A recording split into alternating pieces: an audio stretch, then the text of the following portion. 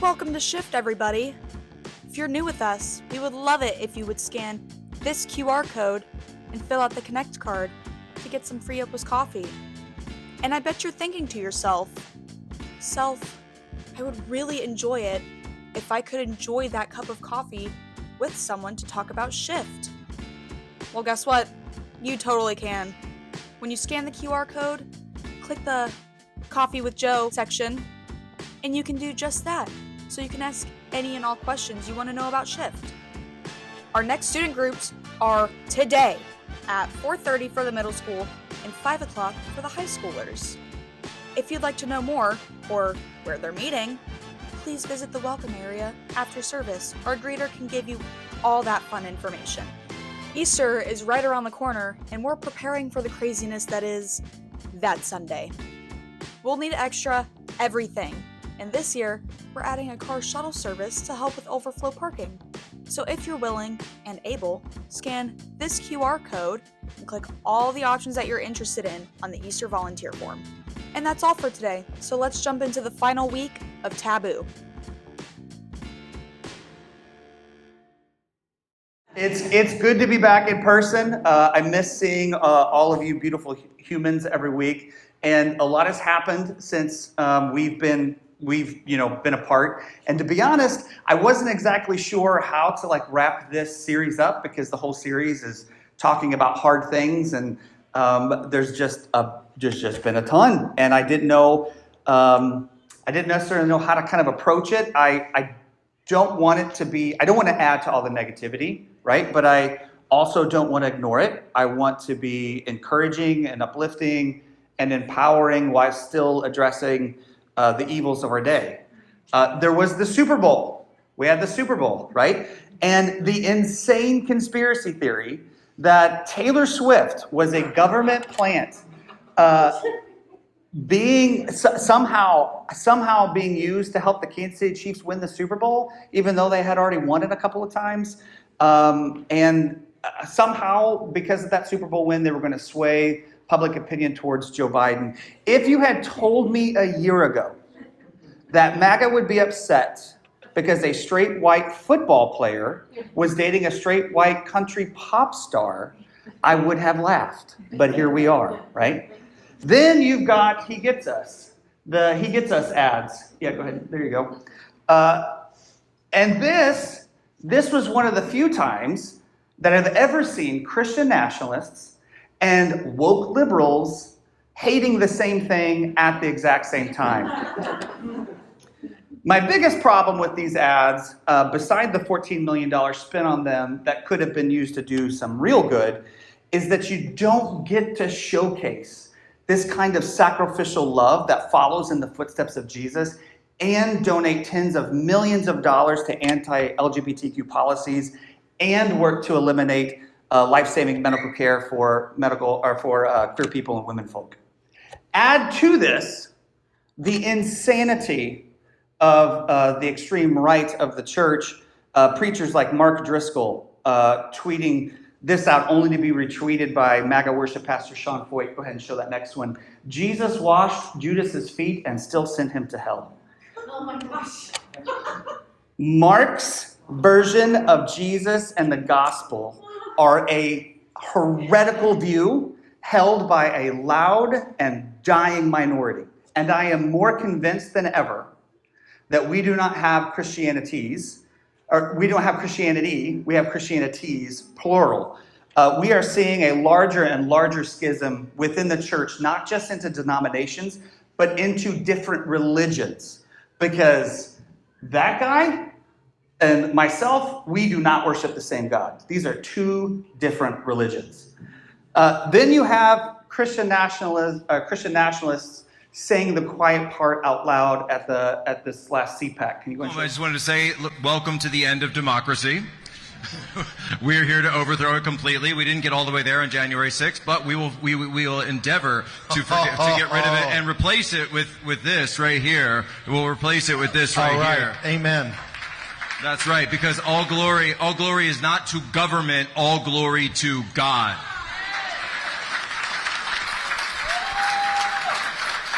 Believe them when they tell you who they are.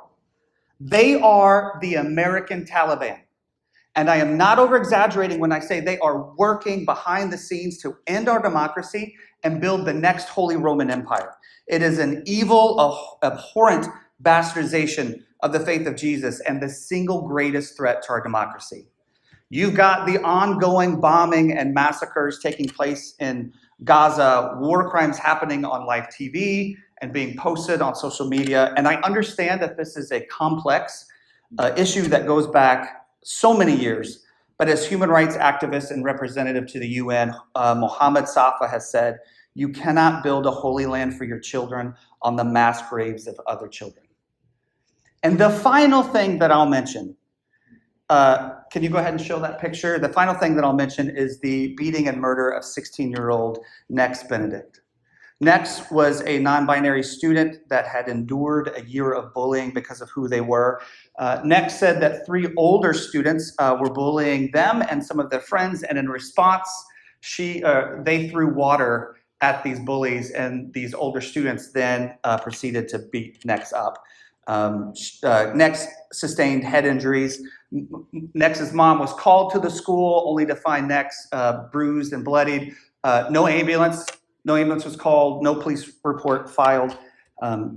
Nex's mom took them to the hospital where they were seen and released. Nex collapsed the very next day and then was pronounced dead by that evening.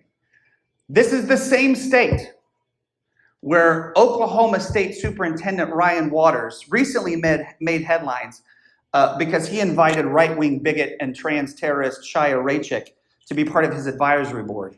Chaya is the owner of the Libs of TikTok account that is blatantly anti-trans and loves to post wildly out-of-context videos for clicks and to generate hate.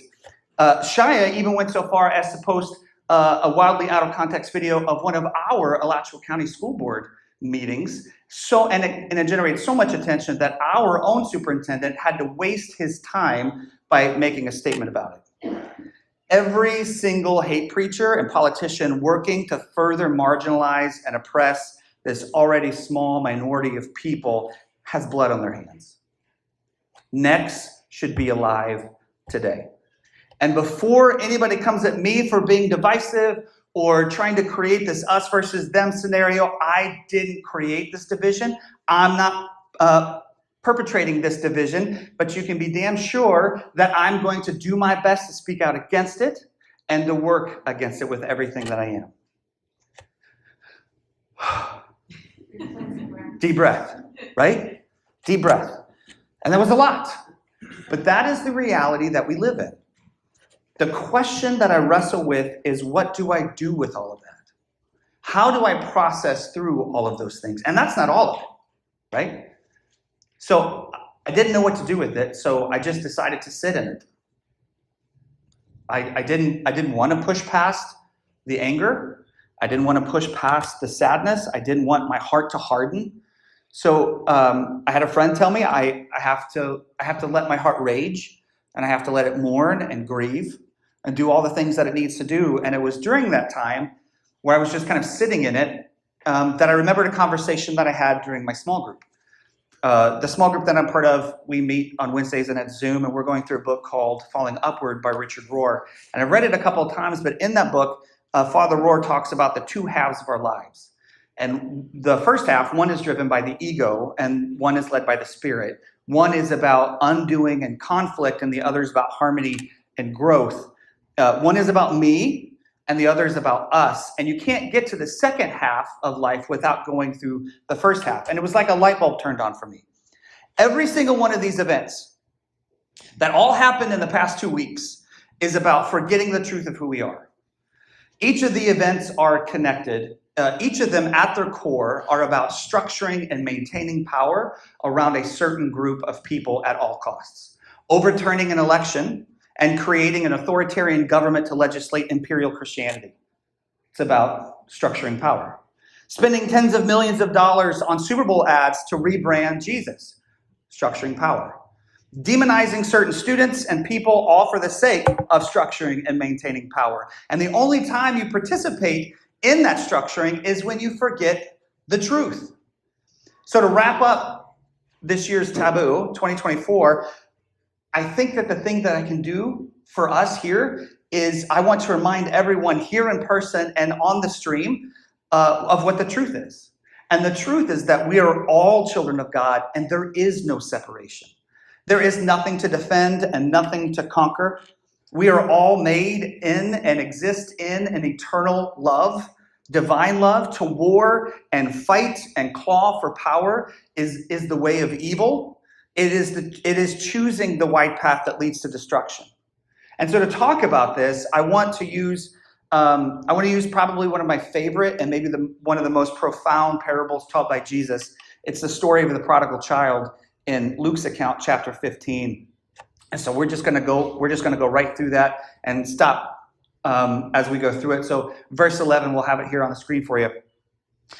This is what Jesus is saying. Jesus told them this story. A man had 2 sons. The younger son told his father, I want my share of your estate now before you die. So his father agreed to divide his wealth between his sons. And right away, the story starts off with the younger son forgetting who he is. And by forgetting or even actively ignoring the truth, he creates this idea of separation. He pulls away from the love of his father, right? And sets out on his own. And for good or ill, this is the story of humanity. We all pull away from home and set out on our own journeys. And this theme is repeated over and over and over throughout the Bible. Adam and Eve forced to leave. Abraham and Sarah left their homeland.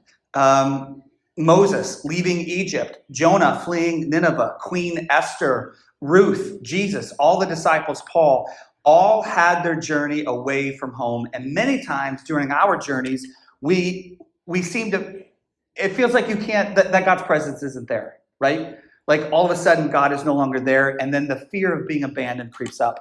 And this is exactly what the son is going to experience. But isn't that how we grow?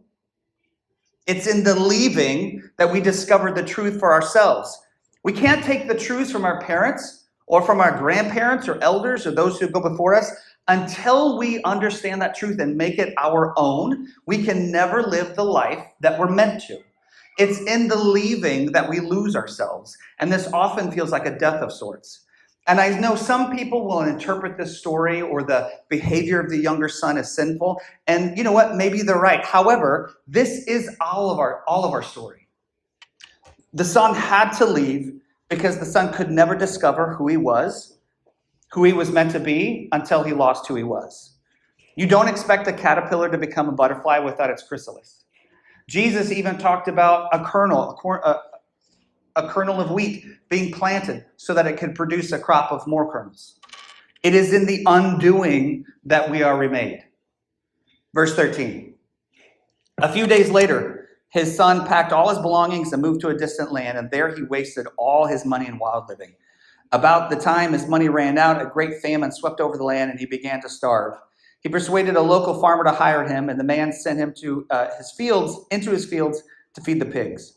The young man became so hungry that even the pods he was feeding, the pigs looked good to him, but no one gave him anything. And when Jesus would have told his audience what the young man ended up doing, it would have been like this shockingly vile surprise. And it loses its impact on us because bacon tastes good, right? Pork chops taste good.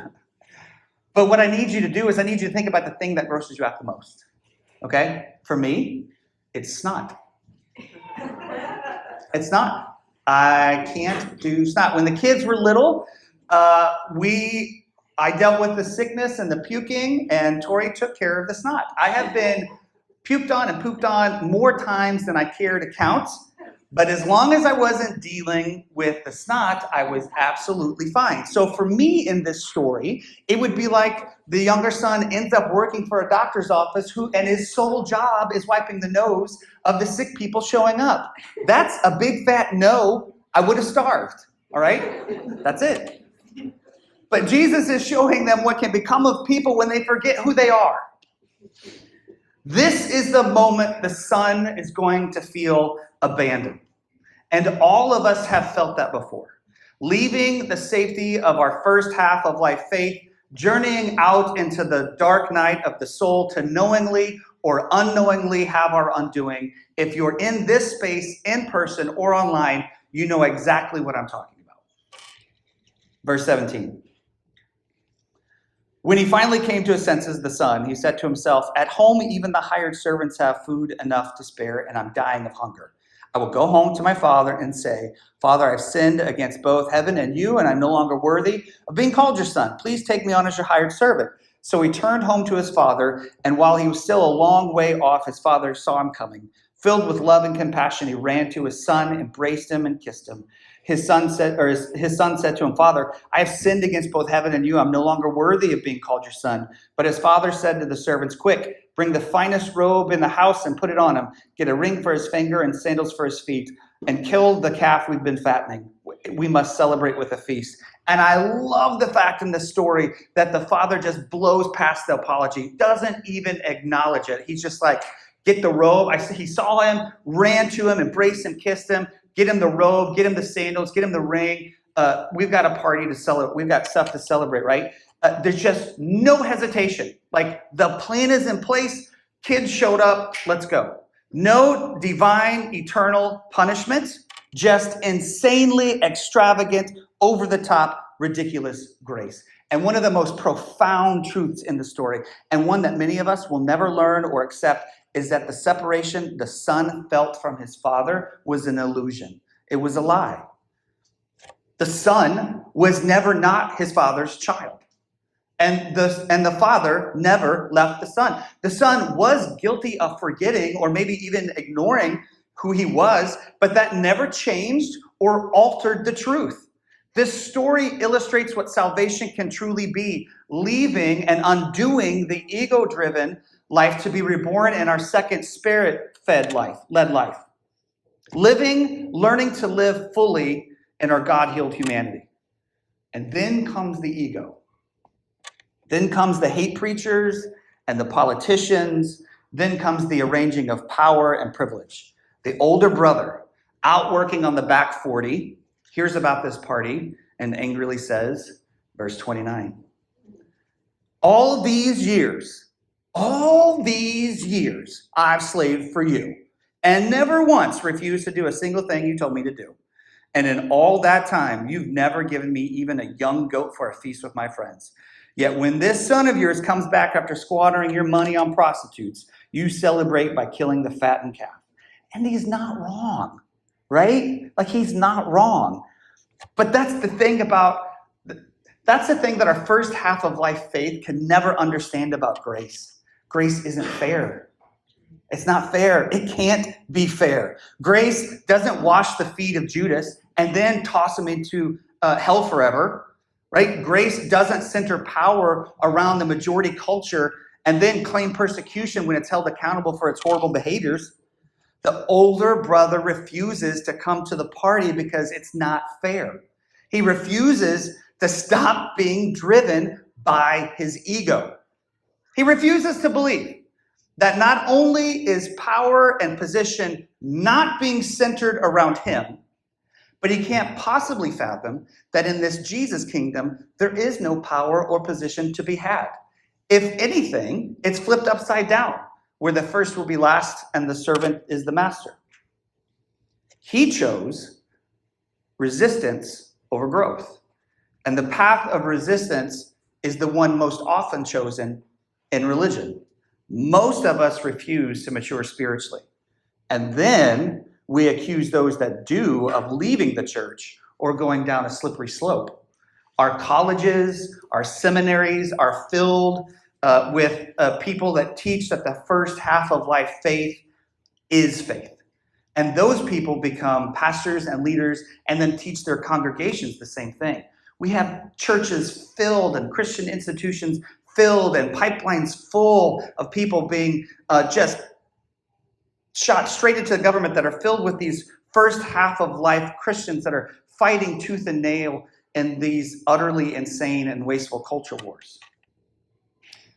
Now, I don't want you to miss, in all of that, I don't want you to miss the father's response to the older brother. Verse 31. His father said to him, look, dear son. Is there sarcasm in that? Like when, as a dad, Like if my kid had come at me, I'd have been like, look, son, daughter, look, dear son, you have always stayed by me, and everything I have is yours. We had to celebrate this happy day, for your brother was dead and has come back to life. He was lost, but now he's found. He's trying to remind his son, everything I have has always been yours. Listen, I can't help it that you spend so much time out here that you have forgotten who you are, all right? Of course we're celebrating your brother. He's finally remembered who he was. But I don't blame the older brother for not joining. Like, how could he possibly understand what his dad was doing? He believed that his younger brother's wrong deeds created separation, and never understood that his trust in his own good deeds would create the same scenario. He had never grown beyond the notion that you cannot earn love. He had never left home. He had never entered his own undoing. He had never died to himself and had never experienced rebirth.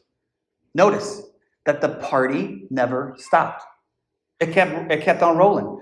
Dad kicked things off with the ring and the robe and the sandals and the food, and everybody starts celebrating, and they're still celebrating and having a good time. And the older brother is the only one that's refusing to come to the party. And for me, I think that's the saddest part. I think that's the most tragic part in all of this story. All those people still stuck in that first half of life, egotistic fundamentalism. And I realize how arrogant that could sound or might sound.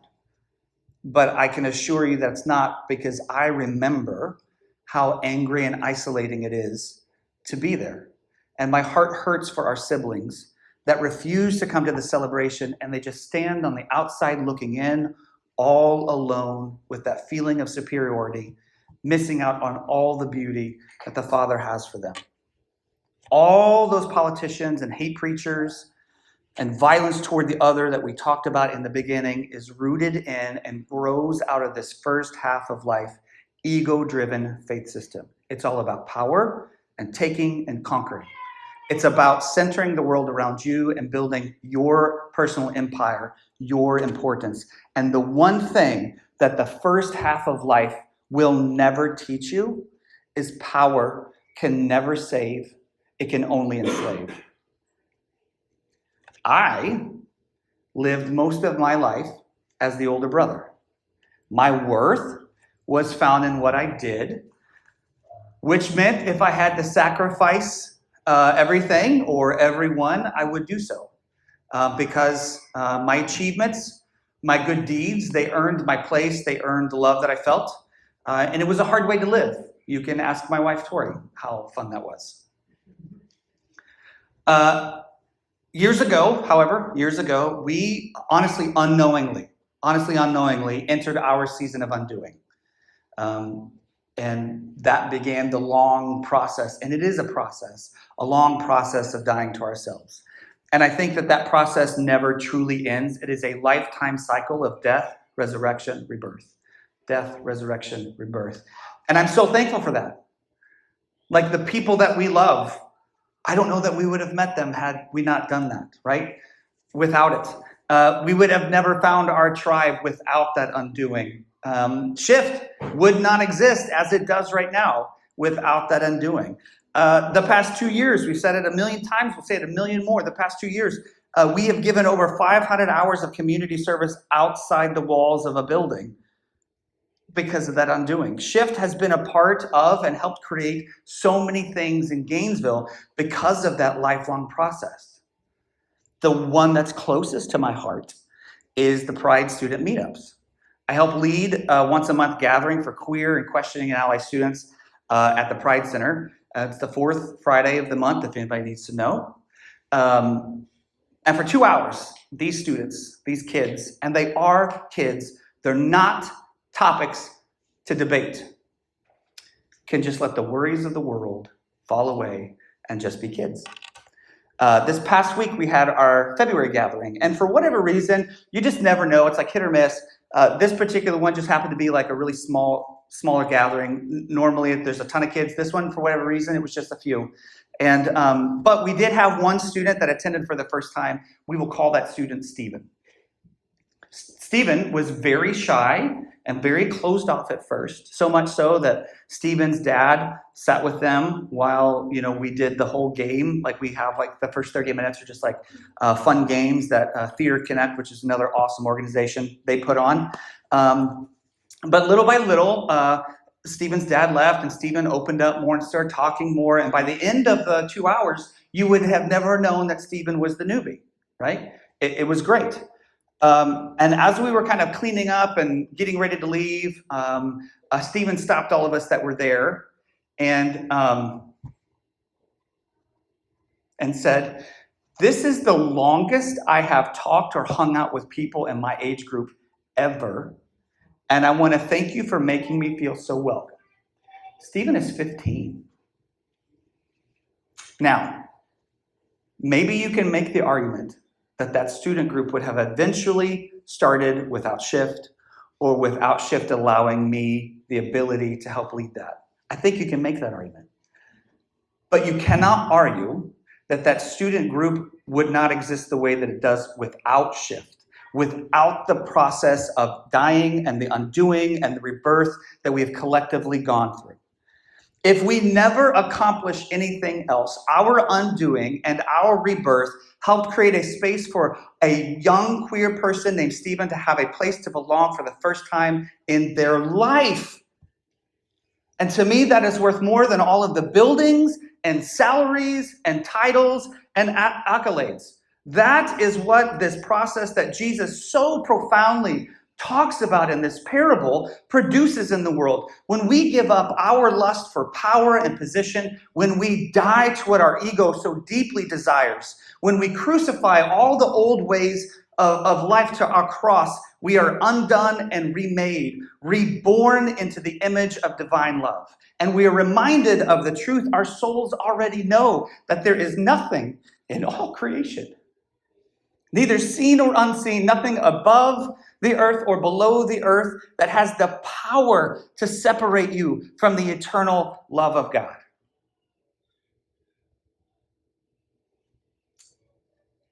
Honestly, there is no way to do this parable justice in the time that we have.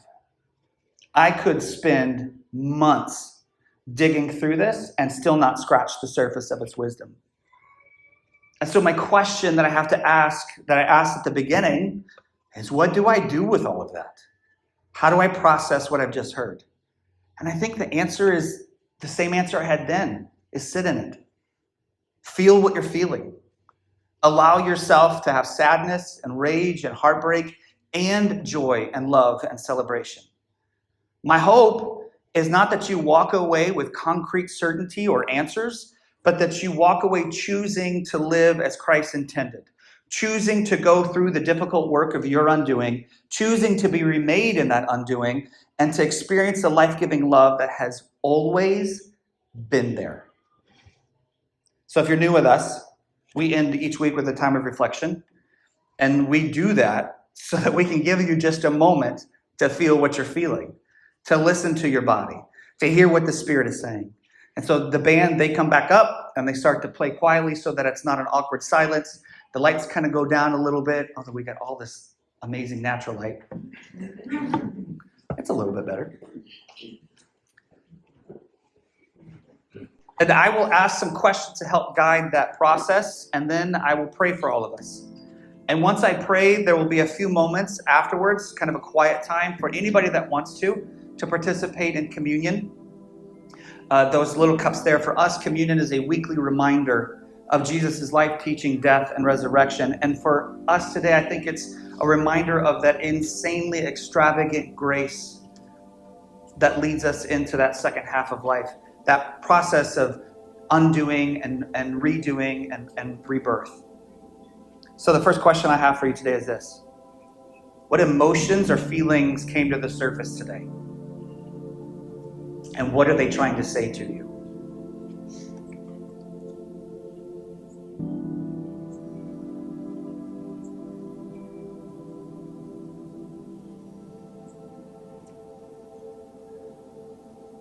Have you gone on your own journey of undoing?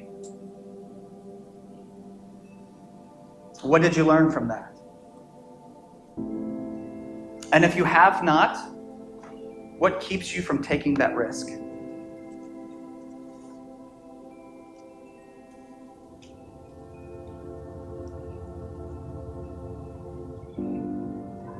Where are you still like the older brother? Where in your life are you still like the older brother, clinging to ego and refusing to celebrate?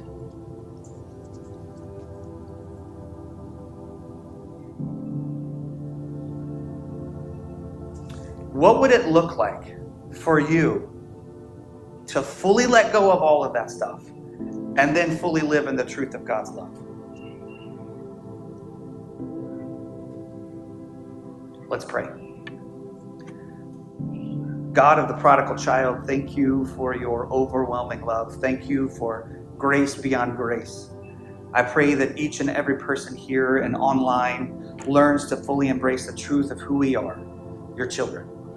That there is nothing in all of creation that can separate us from that truth. We may forget it or even choose to ignore it, but it never changes, never wavers, and never becomes untrue. Give us the courage to live in that truth with every ounce of our being. Open our eyes to where we are the older sibling, refusing grace and truth for the comfort of the ego. Give us the strength to allow that old way to die. And I'm so thankful where your Spirit has led us, and I thank you for wherever it's taking us next. Bring comfort to the afflicted, healing to the broken, and freedom to the chained. In your name, amen.